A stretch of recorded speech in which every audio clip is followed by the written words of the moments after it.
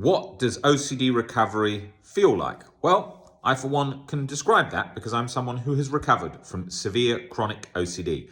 Well, a good way to describe it is to start by looking at what severe chronic OCD felt like when I was stuck in it.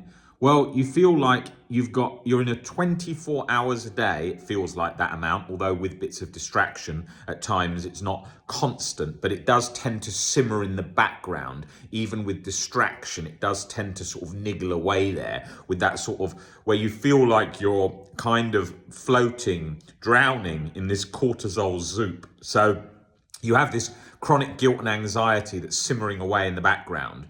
And that's because of your perspectives and fears and catastrophizing that's going on, that's fueling that. So it feels like it's almost happening on its own. It feels like that state is your new sort of fixed mental chemistry for the rest of your life. And then that adds the fear component because you're like, oh my God, if this is how it is and I'm going to be like this forever, this is terrible, unbearable, awful. And that's how we sort of get into this sort of vicious catastrophizing loop. So when you're in that situation, you've got physical anxiety often as well, and you're just finding life extremely difficult because just all your days feel like your neck muscles are tight, like a rock. No amount of massage or acupuncture gets rid of it. It just keeps getting refueled, the physical symptoms, by the nervous system. So you've got that going on.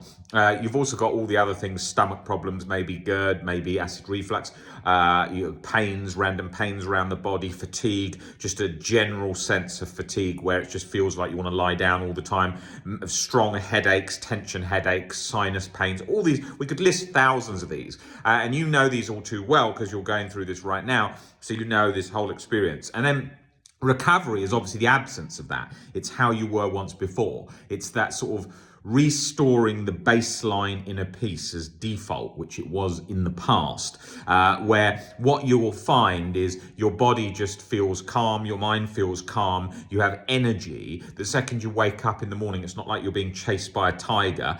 You just feel alive. You feel ready to get involved in life and the day, and that's how it feels. And you're not sort of trying to run from intrusive thoughts bombarding you like a machine gun, and you're not trying to frantically work out the past in a desperate chase to get freedom and to get certainty, or you're not trying to sort of run away from sensory motor sensations or repeated words or repeated sensations like breathing, smell, eyes blinking, anything that it's latched to,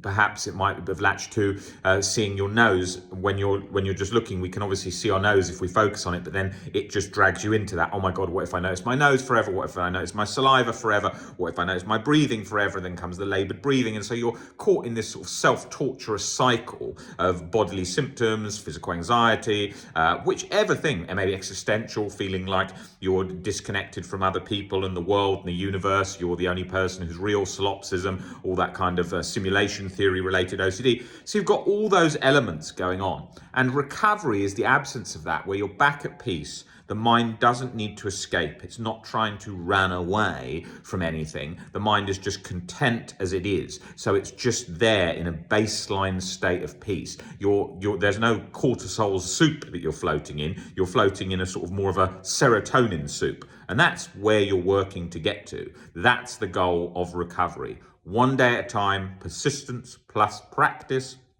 plus time, and you will get there. You can recover. You're living at the best time in history to recover. We live in this period now where we can recover. You've got to put in the work, you've got to put in the practice, and you can get there.